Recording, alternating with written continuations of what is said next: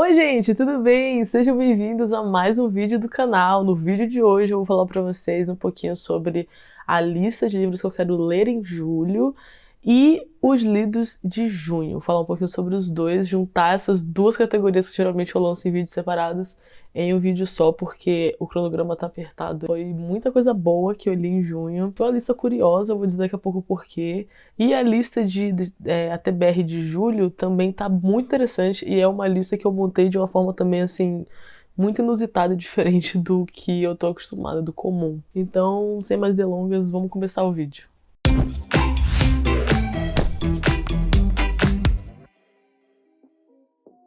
Bom, lidos de junho. Foram 3 livros que eu li nesse mês de junho, foram 705 páginas no total. Um livro grossinho, que é esse Escravidão volume 1, um médio, que foi Oração para Desaparecer, médio para pequeno, médio para fino, e um bem fininho e pequenininho, que foi esse aqui, da Annie Ernaux. Foi uma lista diferente e meio incomum também, peculiar, porque foram todos livros que eu dei 4 estrelas. E assim, minha forma de classificar as minhas leituras depende muito do que eu gosto, é baseado no meu tipo de livros favoritos, meu tipo de gêneros que eu gosto. É bem uma coisa bem pessoal. Quando eu vou colocar nota no livro, vou, classificar um livro como 4 estrelas, 5 estrelas ou um favorito, é 100% baseado na minha experiência, no meu gosto literário, e não é nem um pouco baseado em qualquer tipo de vontade que eu tenha de classificar livros baseado nas normas cultas da literatura, ou do sei lá do que, entendeu?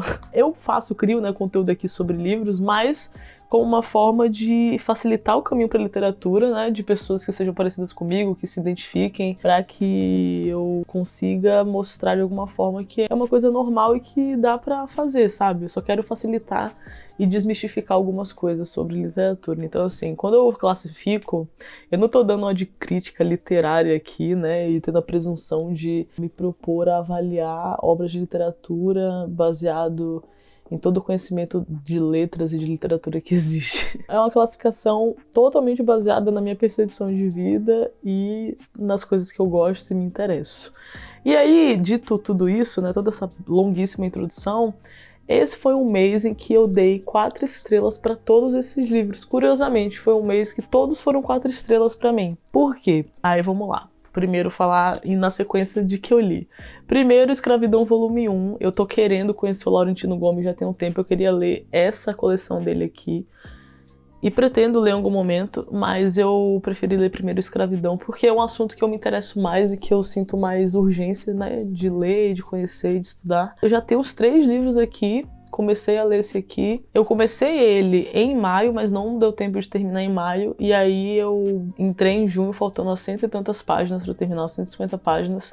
E aí terminei em junho. E esse livro aqui, cara, eu dei 4 estrelas para ele porque ele é um livro que se propõe a generalizar sobre o assunto, E eu não acho que isso é o ideal, não acho que isso é o melhor.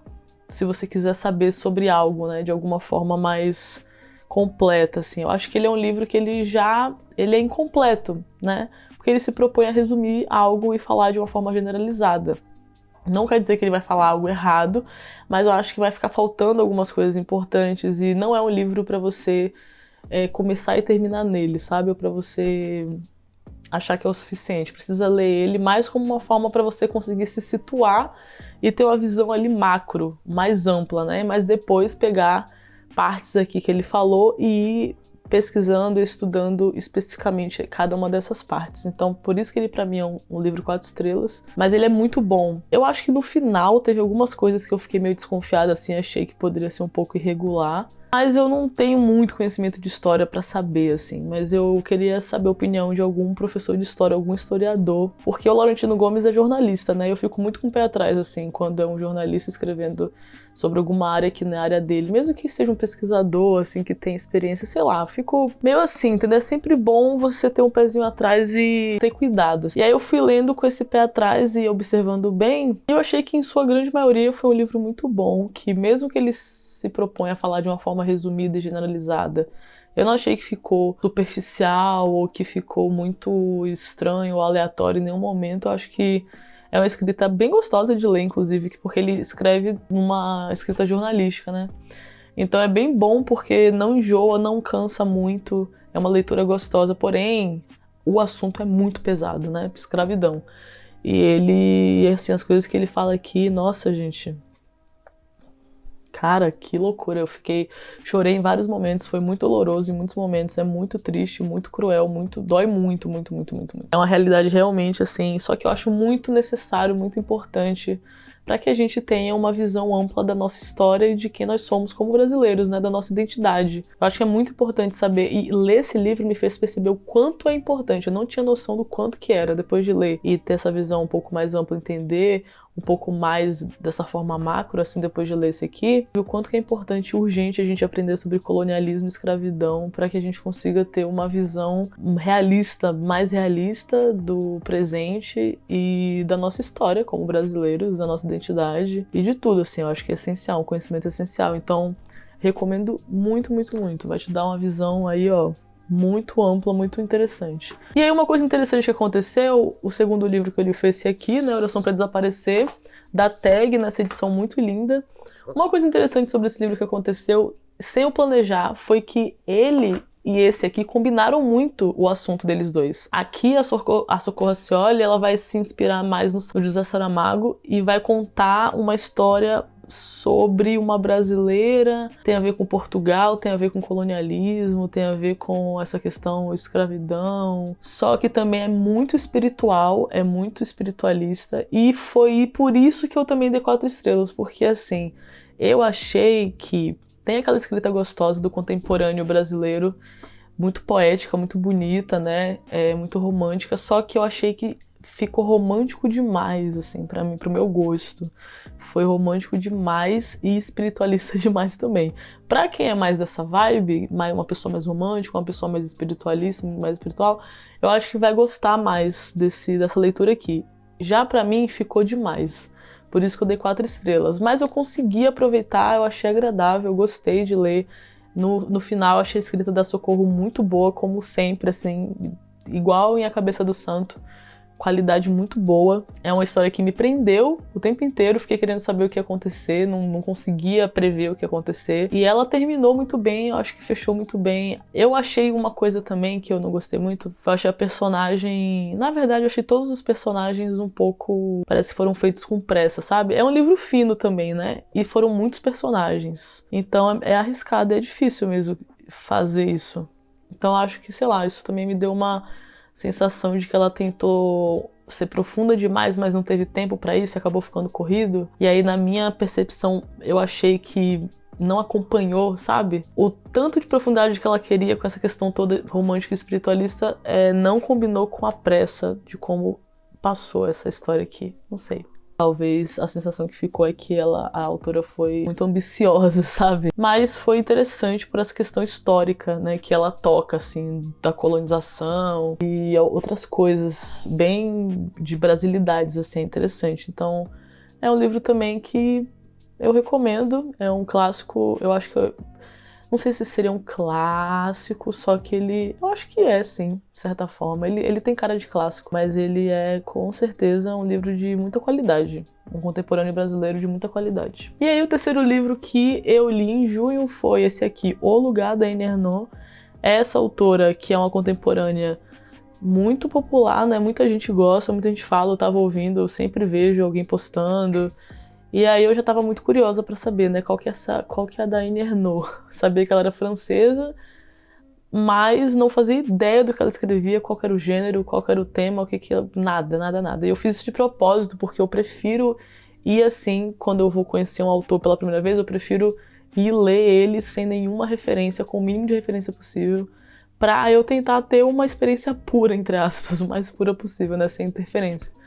Mas aí, o que acontece? É um livretinho, basicamente, ó, bem pequeno, fino. É um livro muito curioso, eu achei, porque ele é muito diferente de tudo, assim, que eu tinha lido até agora. E quando eu fui pesquisar aqui, eu vi que usaram alguns termos interessantes para se referir a ele, que é uma autossociobiografia. E eu achei interessante isso, porque realmente a sensação que eu tive lendo é que eu tava lendo o diário da autora, um tipo de diário de uma mulher adulta, com a escrita de uma mulher adulta, falando sobre as memórias dela, só que contextualizando socialmente essas memórias. E isso que é o diferencial, essa questão do contexto social e de classe, assim, socioeconômicos. E ao mesmo tempo, ela escreve de um jeito, de uma forma levemente romantizada das próprias memórias, assim, um jeito de contar, um formato, mas é bem sutil também.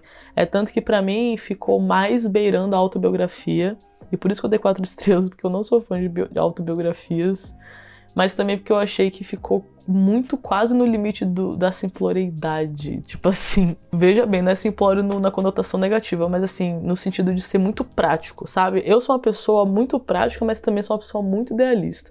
Eu tenho esses dois lados muito fortes, assim, eles são bem equilibrados em mim. Então, quando é uma obra, por exemplo, aqui da Socorro Racioli, muito romântica e muito idealista, muito espiritualista, eu já me incomodo, que eu acho que meu lado prático fica querendo algo. E aí aqui nesse livro foi completamente o oposto, foi muito prático. Eu senti nela, na escrita dela, uma escrita muito habilidosa, muito sofisticada, só que é quase prática demais, quase simples demais. Só que isso não é ruim, é só o que pro meu gosto fica faltando um pouco mais, sabe? Só que assim, autobiografia não é pra ser assim, né? Óbvio. E é por isso que eu não gosto muito, é difícil ler, eu tenho que estar muito interessada na pessoa, tem que ser já uma pessoa que eu conheça, que eu admire, que eu queira saber pra eu ficar interessado em ler uma autobiografia. Se for alguém que eu não conheço, como Annie Ernaux, eu não consigo me interessar muito, entendeu? Mas, no final da leitura desse livro aqui, eu achei muito interessante, eu gostei, foi impactante de certa forma, porque é uma leitura muito realista por ser muito prática, então é uma viagem nas memórias de uma pessoa que traz aquela nostalgia das memórias, né, de como a vida passa rápido, dessa questão do ciclo da vida. E o interessante aqui que eu achei é que ela tá contando uma parte da história que aconteceu ali no pós-guerra, né, durante a Segunda Guerra, e o pai dela passou bem por aquela época da segunda Revolução Industrial, dos operários que depois foram mudando os empregos. Ela foi a filha de um operário que estudou, né, que conseguiu estudar. Então, são coisas muito familiares com o que a gente passou aqui também no Brasil. Então, como parece que eu tô lendo o diário dela, ao mesmo tempo que é bem realista, também tem essa notação romântica, assim, uns aspectozinhos de uma ficção, sabe? Então eu achei bem interessante, cara. Eu só dei 4 estrelas mesmo porque eu não sou muito fã de autobiografia. Mas eu pretendo ler outros livros dela e fiquei com muita vontade de ler outros livros dela e vou ler com certeza. E agora para os livros que eu vou ler em julho, minha TBR de julho, são esses 3 livros aqui. Peraí, tá faltando um. Tá faltando um. São 4, na verdade. Gente, essa lista aqui eu montei de uma forma super aleatória, sem nenhum planejamento, e também foi uma lista inusitada. Foram livros que eu só fui pegando porque eu tava a fim de ler. Tirando esse aqui do Noam Chomsky, que é um livro que eu tava lendo em junho, né, e não terminei em junho. E aí eu arrastei ele pra terminar em julho, porque é um livro que está derretendo a minha cabeça um pouco. E aí eu tô aqui, ó, faltando isso aqui. Faltando bastante, assim, um pouco mais da metade. Porque eu tô lendo bem devagarzinho, porque ele tá usando muitos termos da linguística muito específicos, que você precisa ter muita referência, então fica muito abstrato pra mim. E por mais que seja fino, é exatamente por ser fino que ele fala com muita precisão, então ele acaba usando termos sem explicar muito sobre eles. E aí eu tô quebrando um pouco minha cabeça pra ler esse aqui, tô lendo bem devagar. E não tô também exigindo de mim que entenda tudo, não. Eu tô lendo e tô assim, o que eu não entendo eu vou deixando pra trás. E depois, quando eu releio ele, também é o primeiro livro do Noam Chomsky que eu tô lendo, né? Então eu não tô exigindo muito de mim, tô lendo tranquilo, mas tô lendo devagar porque tá derretendo um pouco meu cérebro, porque a linguagem é muito abstrata. E aí, os outros 3, eu fui simplesmente olhando e falando, preciso ler esse, quero ler esse. E aí, pronto. Esse aqui eu só olhei lá na minha estante e pensei que eu queria ler ele, porque eu li o outro, né, a primeira HQ dessa autora que eu li, que é bem parecida com essa aqui, foi sobre o amor lá, relacionamento nos tempos de capitalismo tardio, eu esqueci agora. E aí eu vi que tava ali na estante, e é um livrinho que passa tão rápido, é um HQ tão divertido, ó. Eu já tô quase terminando essa aqui. Mas assim, ao mesmo tempo que passa muito rápido, é muito educativo. É extremamente educativo, justamente porque é em forma de desenho, e aí você vai vendo, e quando você viu, você leu um monte de coisa e você nem percebe que você leu tanta coisa assim. E é muito educativo porque é sobre esse tema, né? Sempre focando em temas ao redor do feminismo, da questão feminista em vários aspectos. Aqui tá falando sobre a origem do mundo, a história cultural da vagina versus o patriarcado. Então, meu amigo, tem umas coisas aqui que eu juro que eu li que eu fiquei chocada. Eu falei, gente, que loucura, eu nunca tinha parado pra pensar nisso. E eu tô achando extremamente interessante e muito engraçado, muito divertido. É muito engraçado porque tem muita referência da cultura pop, tem muita referência da internet. E é muito interessante, é muito engraçado, ela é bem irônica. Então assim, cara, é uma forma de aprender muito boa, muito divertida, bem lúdica, né? Com bastante imagem, assim, então pode ser melhor que isso, né? E aí o segundo livro foi esse aqui, O Povo Brasileiro, que eu tava pensando que já estava mais do que na hora de eu ler, já tinha passado da hora de eu ler esse livro. E aí depois que eu li Escravidão, eu falei, não, eu preciso ler O Povo Brasileiro. E sabe uma coisa interessante sobre esse livro aqui? Eu olhei na minha estante e peguei simplesmente porque eu senti que eu precisava ler ele, né? Comecei a ler assim. Cara, eu li o prefácio desse livro, gente, só 5 páginas de prefácio, e eu juro por Deus que o prefácio desse livro mudou completamente a minha vida, assim. Sabe aquele livro que te marca pra sempre? E é um prefácio só de 5 páginas, mas que eu sinto que eu vou ler, reler por muito tempo. E vou precisar continuar relendo porque é simplesmente muita coisa que o Darcy Ribeiro falou em pouco tempo, assim. E eu amei ele, eu já fui super com a cara dele, já adorei a escrita dele. Então eu tô muito empolgada pra ler porque eu sinto que vai ser um livro que minha vida não vai ser mais a mesma depois de ler esse livro aqui. E outra coisa que eu percebi, que eu fiquei tão fascinada pelo prefácio, que eu fui ver, e o Darcy, ele é antropólogo, né? Eu já tenho pensado há muito tempo que a antropologia, na verdade eu sempre me interessei por antropologia, mas só que antes eu não tinha muita noção do que realmente era antropologia, né? E agora eu entendo aqui mais ou menos com o que ele falou no prefácio e com algumas coisas que eu venho vendo sobre isso, que a antropologia é um estudo de estudar a cultura, né? Estudar a ciência da cultura, é uma sociologia com uma biologia, assim. Então é a junção dos dois mundos. E é muito interessante, cara, porque é uma visão muito completa e muito realista mesmo. Então, assim, eu sinto que eu vou amar absolutamente essa leitura, eu tô muito animada, li um pouco da introdução e também vai ser um livro que eu vou ler aos poucos, porque com certeza é muita informação que tem aqui, então eu nem tô contando que eu vou terminar ele em julho. E a página dele é branca, então olha só que pesadelo, meu Deus. Página branca, cara, putz, gana. Mas vamos lá, o Darcy, eu tô confiando que eu vou amar muito a escrita dele, que vai dar tudo certo. E aí o próximo livro que tá na TBR de julho, que eu também já comecei a ler, é esse livro aqui, Vamos Comprar no Poeta. Um livro que eu nem sei, nem lembro de que eu vi, mas é um contemporâneo que também ficou bem popular, né? É de um autor latino-americano, ele é... eu acho que ele é chileno. Pera, Portugal.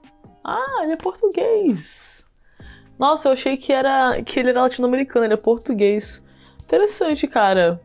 Interessante. Então, esse livro aqui tá sendo bem curioso, a minha experiência de ler ele também. Ele é um livretinho também, parecido com o da Anne.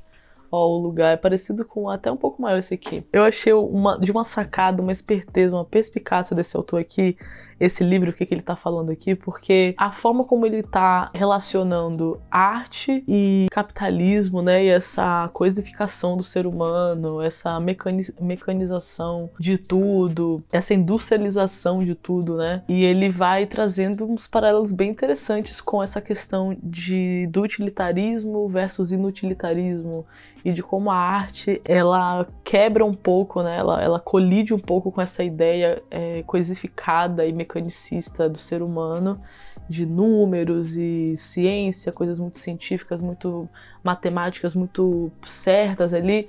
E a arte é uma forma de ver a vida um pouco diferente, né? Que é tentar materializar as emoções, que são coisas que a gente não consegue compreender muito bem. Eu tô achando tão interessante esse livro porque eu sou uma pessoa que eu tendo muito para o prático, né? E quando eu era mais nova, eu não conseguia compreender arte abstrata, era daquele tipo que ficava meio assim, sem entender o que é que faz a moda ser importante. Eu tenho essas tendências aí, entendeu? pra praticidade, e eu sempre tive dificuldade de entender arte quando é muito abstrata, ou qualquer coisa quando é abstrata demais. Mas, ao mesmo tempo, eu sempre me atraí muito pela arte, sempre amei muito tudo, assim, nesse aspecto artístico, principalmente musical, e dos livros, e de cinema, tanto que eu me formei em rádio e TV, e amo esse universo, né, da cultura e etc e tal.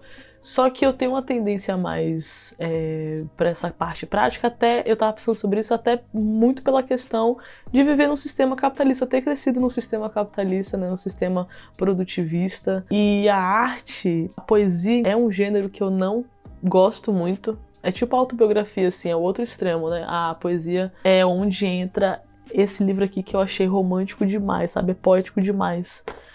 Por quê? Porque é abstrato demais, é uma coisa muito mais artística, assim, né? Muito mais que fica muito nesse campo, muito das ideias que, quando fica demais nisso, pra mim fica um pouco desconfortável, assim. Só que eu tento exercitar isso, porque eu acho que é importante. E esse livro tá me fazendo exercitar isso, eu sinto. Que ele tá me fazendo pensar mais sobre isso e entender mais sobre a poesia, e porque assim, eu tenho até dificuldade também de entender, sabe? De ler poesia e compreender.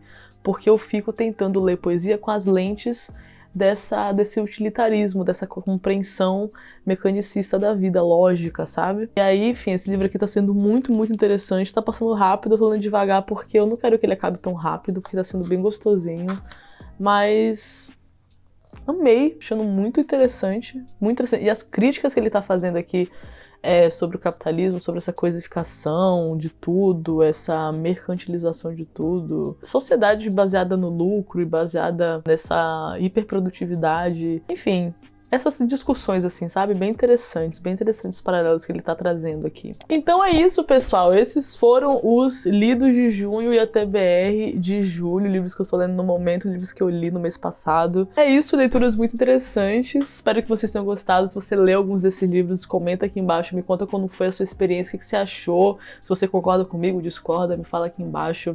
Não esquece de curtir esse vídeo se você gostou, se você achar que alguém que você conhece pode gostar, manda esse vídeo pra alguém. Não esquece de se inscrever aqui no canal e fica ligadinho que tá vindo muita novidade por aí, tá?